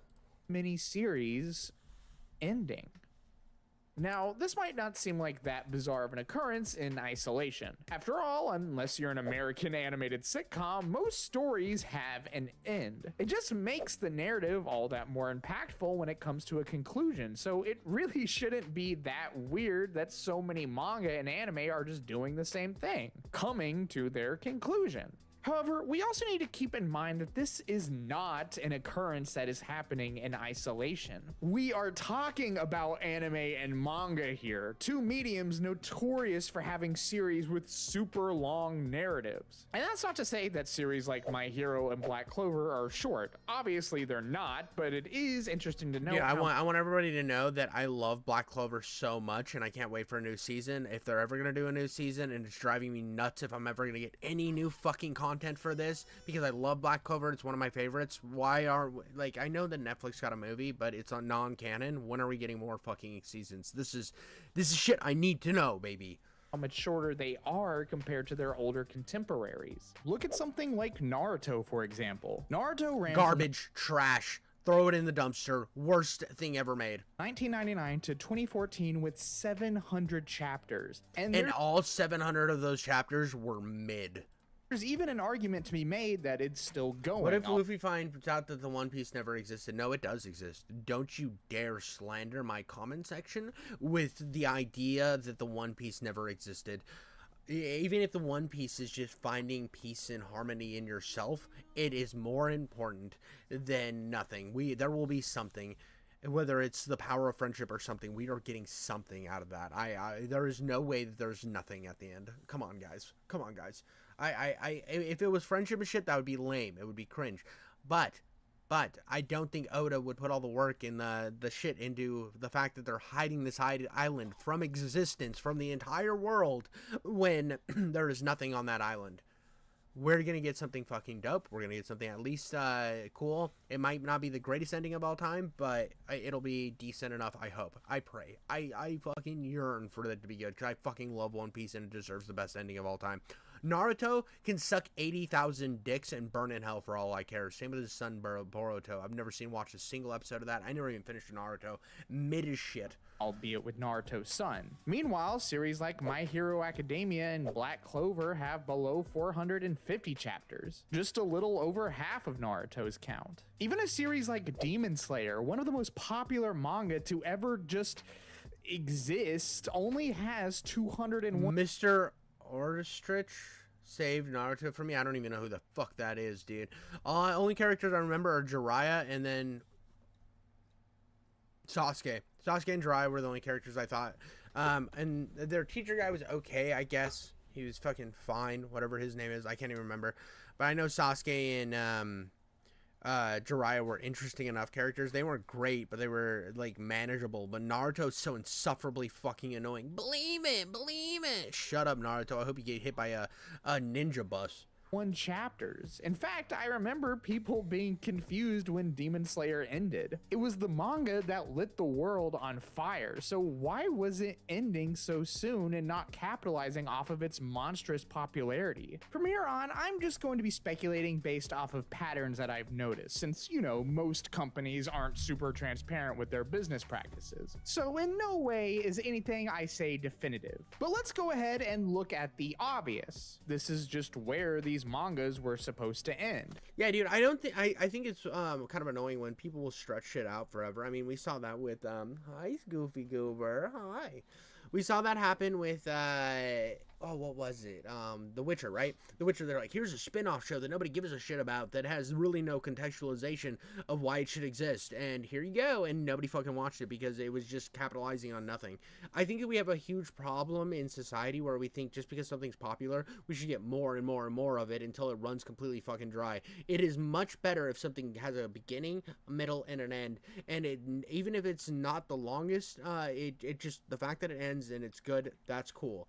I mean, if they want to do something with it later and have a spinoff or whatever, it should be organic and not forced. I am a firm believer of that. I don't care how much money is involved. They came to a natural conclusion that their authors were happy with, so they ended it. Simple as that. But is it really that simple? There's this idea that circulates online that manga authors are the sole creators of their works. That it's just them, a drawing tablet, and their brain doing. That's absolutely just incorrect. There's entire fucking teams. That's how, so a lot of people like had this misconception that after the main narrative designer of Berserk died, that it was just what was going to happen now. And it's like, he has a team. You realize that he has people close to him that know where the story's going to go eventually.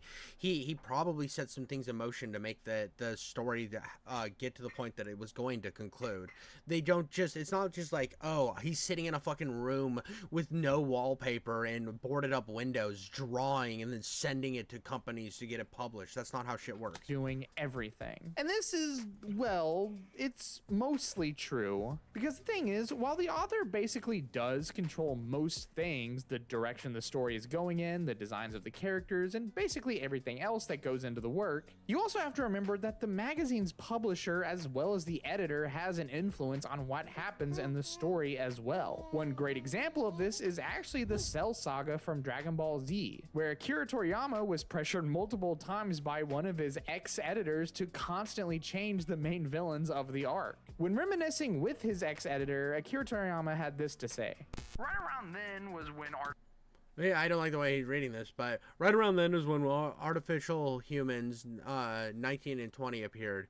You weren't my main editor or anything anymore, but you specifically called me to say, I thought that the enemies you had finally come, but aren't these just a geezer and a fatso? Artificial Humans number 19 and number 20 appeared. You weren't my editor or anything anymore, but you specifically called me to say, I thought that the enemies had finally come, but aren't these just a geezer and a fatso? In truth, I hadn't had plans for anyone but number 19 and number 20 to appear. But there was no helping it, so I brought out number 17 and number 18. Then you called me up and said, what, this time it's just some brats? So I brought out Cell. I mean, and that ended up being an incredible arc. So the fact that that happened was, I think that was actually a good creative choice, because it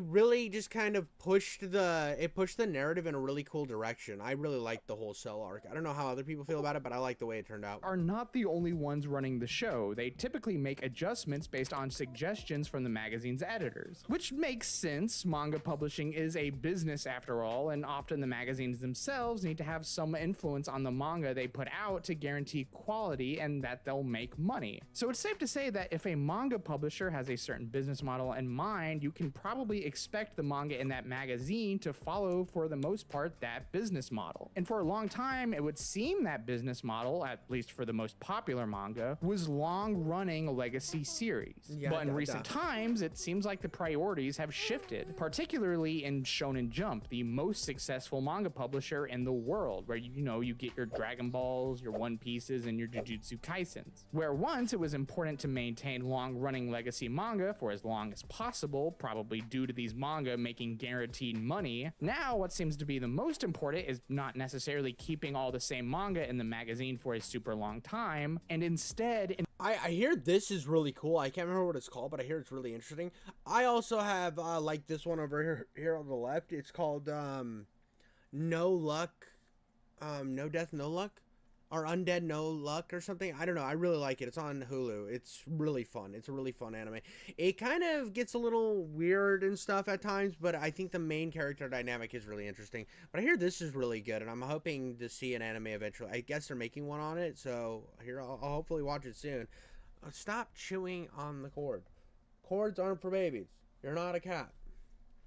investing in a lot of new series made by younger, hungrier creators. And with this can come a shift in both approach and perspective. Something I've noticed with many long-running manga is that people are often disappointed with their endings, usually citing that many of them just kind of feel underwhelming. And I can absolutely see a criticism like this shifting the perspective of how a manga's story— Dude, I'm gonna be honest, where Bleach is going right now is fucking peak. I haven't finished the Blood 1,000-Year War or whatever it's called, but it's peak. It can be written. It could be seen more of a lucrative venture to invest in a lot of shorter titles that can offer more easily digestible stories, as opposed to a few longer titles that take dedicated time to get caught up on and might eventually just fizzle out and begin to lose money and popularity over time. Along with this, we need to keep in mind that a legendary title will continue to sell even after its run is long over through merchandise and legacy volume sales. So, well, and just that, I think there's a missed opportunity too, because I heard of your hair's being goofy. Okay. I heard they're going to be re-releasing and animating Fist of the North Star for just kind of a modern, not a modern interpretation of it, but like just making it with more modern art, like actual better graphics and better attacks and everything. And sounds like it's gonna be really cool. I'm excited. I think that that's really the way you can have something be great like this, and then you can re-release it down the line when technology is a little better, and you can have a smoother animation and better fights, better combat than you could have had in the original because of the technology limitations of the time. It makes sense to prioritize pumping out as many titles like this as they can, because the more evergreen series they have, the more money they'll inevitably make over time. And with this comes another advantage: variety. Shonen Jump has made it pretty clear that one of their top priorities is putting out not just a lot of new series, but different kinds of series. This is evident when you look at not only the magazine itself in the present day, but especially with the Shonen Jump Plus app. It's so crazy to me that this app is now 10 years old, but basically, for anyone that doesn't know, Shonen Jump Plus is a digital platform where Shonen Jump is able to publish some of its less traditional manga, like Spy X Family, Kaiju Number 8, and— Dude, Kaiju Number 8 and Spy X Family are so fucking peak. I love both of those. It's funny though that the creator of Spy X Family hates that. He has it's like there was the author of Sherlock Holmes, and he hated Sherlock Holmes. He found it insufferable that he had to keep making Sherlock Holmes. He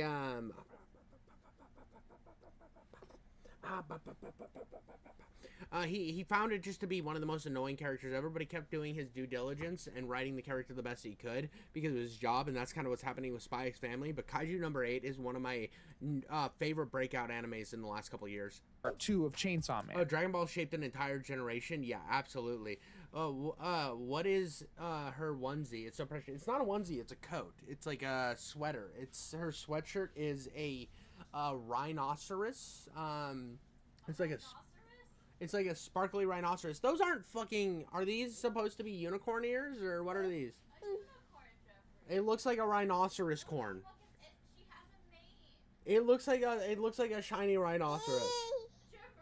It's a cute yeah, it's a cute shiny rhinoceros, huh, the baby? It's not a unicorn, it's a shiny rhinoceros. Oh, is it a unicorn? I'm sorry, sweetie. Yeah. Of course, with this being, Shonen Jump, it stands to reason that the main target audience here is young boys, either in middle school or high school. However, Jump Plus has many titles that are also appealing to both girls and just adults in general. I am a broken record at this point, but I will always say that anime is more popular now than it's ever been. And with— yeah, no shit. I mean, you look at— so Dragon Ball Z was kind of like a jumping point, right? But I felt like during that Naruto era, it just kind of started plateauing, and because of like Attack on Titan and Demon Slayer, we've been on a steady climb of it becoming more popular. More people are interested in it. There's more appeal than ever before. According to her, it is a unicorn. Yeah, she thinks it's a unicorn.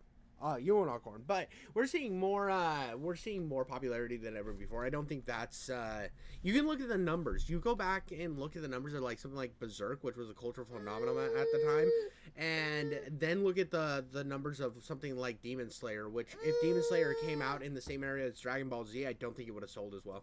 So many streaming services wanting to jump onto the anime bandwagon. Of course, the biggest and before you get mad at me for saying that Demon Slayer wouldn't have sold that well, you also have to look at the anime that was coming out at the time of through Shonen Jump of the Dragon Ball era, right? Nothing was that gory.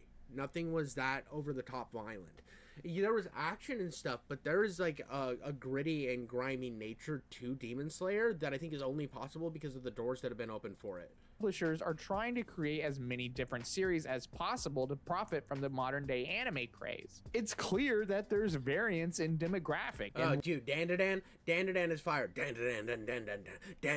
Oh, this is such a good anime, dude. So fucking fire. What certainly helps is that a lot of the schedules that Jump Plus authors must abide by are much looser and therefore less of a nightmare to deal with.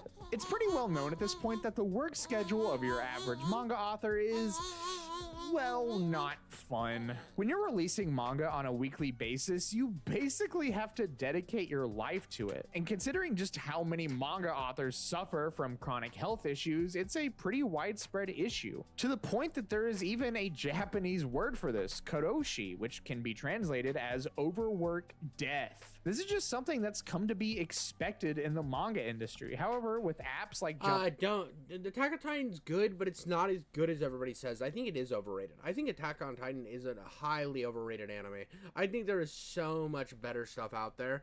Attack on Titan's good. I never finished it, but it's good. I don't know. I think that there's stuff out there that do what Attack on Titan did, just better. Like, I was watching this one... Oh, God, I can't even remember what it's called. But it's like the 83 or something, or the 86. It's like a number. It's called like the 83 or the 80... What? What's wrong? Squiggly, wiggly, wiggly, squiggly, squiggly, wiggly do. You are my little baby, and I love you. The squiggly, wiggly, wiggly, squiggly, squiggly, wiggly do. You are the little squiggly, and I love you. Don't be sad, don't be mad. It's okay to hate your dad, but as long as you come around and love him till the end of time. Love you, baby. Be so happy too. I know you get upset and you get tired too. A squiggly wiggly wiggly squiggly squiggly wiggly do. You are my squiggly wiggly and I love you. Is you happy? Did you get upset for a second? What if I do this? What if I do this, huh? Yeah. Oh, you're tired and upset and the world's your enemy. Is that a kitty? Yeah, that's a kitty. You're okay.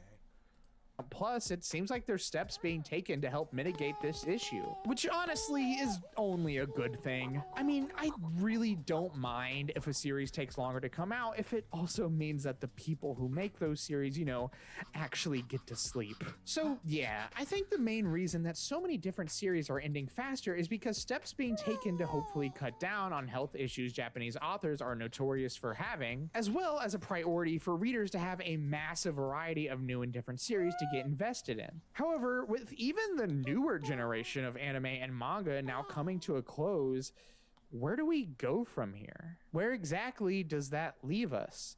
What are the next big anime and manga going to be?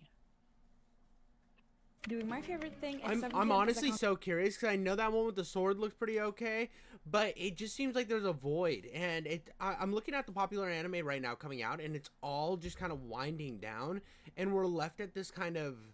We got Solo Leveling, which I know isn't a shonen one, but we had Solo Leveling. I would say Shangri-La Frontier is something that I could see having a lot of potential to be fucking one of the next greats, because Shangri-La Frontier is so good. If you haven't watched Shangri-La Frontier, you need to do yourself a favor and watch that shit. Kaiju number 8 is good, Chainsaw Man. But other than that, I just don't see a lot of, like, Undead and Unluck is good, but it's not, like, on the same level as those other ones I mentioned, and we're kind of in a void. I see people always speculating on what the next big three of anime are going to be, and while this kind of speculation is a fundamental misunderstanding of what the big three even are, I do think there's merit in speculating what titles are going to blow up in the future. So while these next few series aren't exactly a big three, they are three titles that I do think we should keep our eyes on. First off is a series you might have heard of called Kagurabachi. The story of Dude, Kagurabachi I hear is fucking fire, and I think it's gonna be a big deal. Chihiro Okay, go Rokuhira's quest for revenge after his swordsmith father was murdered by a group of sorcerers. This manga was the target of a relentless wave of memes due to just how much Shonen Jump was pushing it despite its fairly standard surface level elements. However, in the time since, it has become one of Shonen Jump's most popular new manga. The main character Chihiro, who was once mocked as a typical edgelord protagonist, has now gained quite a fan following, and from the looks of the manga itself, this just seems like a pretty quality action shonen manga with 6 sword battles. This manga has yet to get an anime, but I'm sure that once it does, its popularity is going to explode and soar to all new heights. Something that I'm also expecting for Gachiakuda? Is that how you say it? Gachiakuda? Gachiakuda follows. Bro, I have no idea, dude. It's like we're in a new realm of fucking chaos. He's got your cat pussy. He's grabbing him by the pussy. I grab him by the pussy. I'm the new anime king. They call me Anime Trump. Anime Trump is here. Rudo, a young scavenger living in a world divided by a floating city and the harsh wastelands below. Accused of a crime he didn't commit, Rudo is cast down into the abyss, where he discovers a dangerous and unforgiving realm filled with mysterious creatures and powerful artifacts. Determined to survive and seek revenge against those who wronged him, he allies with a group of outcasts who teach him the secrets of the underworld. And as Rudo battles his way through this perilous environment, he uncovers hidden truths about his world and his origins. This manga is actually going to be getting an anime adaptation soon by Studio Bones, the same people who do My Hero Academia, which makes sense considering that they'll need a big new project to work on. I'm excited then. I'm excited. I love My Hero Academia. I think it's so well animated. I think it's so good. I'm excited to see what they do with this.